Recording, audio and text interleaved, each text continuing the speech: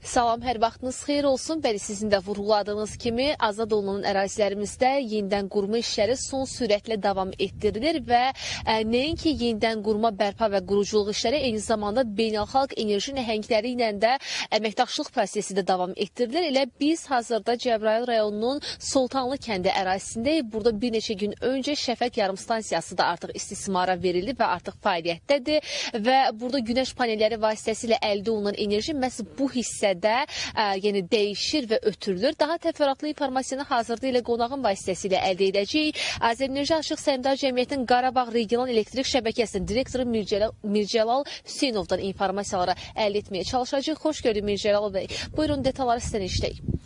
Çox sağ olun, təşəkkür edirəm, xoş gəlmisiniz.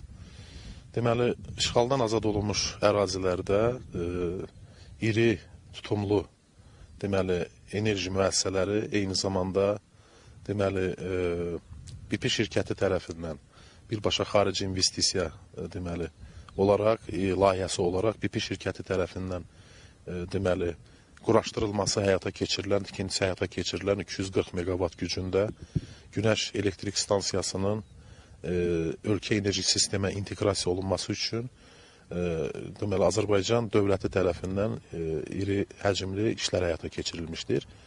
Bu çərçivədə Azərenerji tərəfindən hal-hazırda durduğumuz 330 kilovoltluq müasir tipli rəqəmsal yarımstansiya inşa edilmişdir. Eyni zamanda bu yarımstansiyanı və günəşdə istehsal olunacaq generasiya güclərinin ölkə ümumi enerji sistemi ötürülməsi üçün 7,5 kilometr məsafədə 330 kilovoltluq 2 dövrəli hava elektrik verilişi xəttinin çəkilişi həyata keçirilmişdir.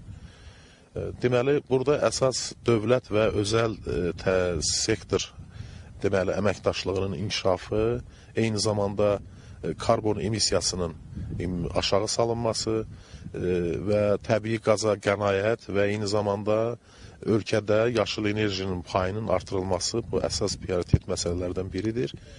Və bu işlərlə paralel olaraq, eyni zamanda Səngəçal terminalda Azərenerji tərəfindən 220 kilovoltluq yarımstansiya inşa edilmişdir və gələcəkdə Səngəçal terminalda fəaliyyət göstərən qaz elektrik stansiyasının fəaliyyəti dayandırılaraq Cəbrayılda günəşdə əldə olunan elektrik enerjisi məhz bu infrastruktur vasitəsilə ümumi enerji sistemə ötürüləcək və orada balanslaşdırılmış şəkildə Səngəçal terminala çatdırılacaqdır.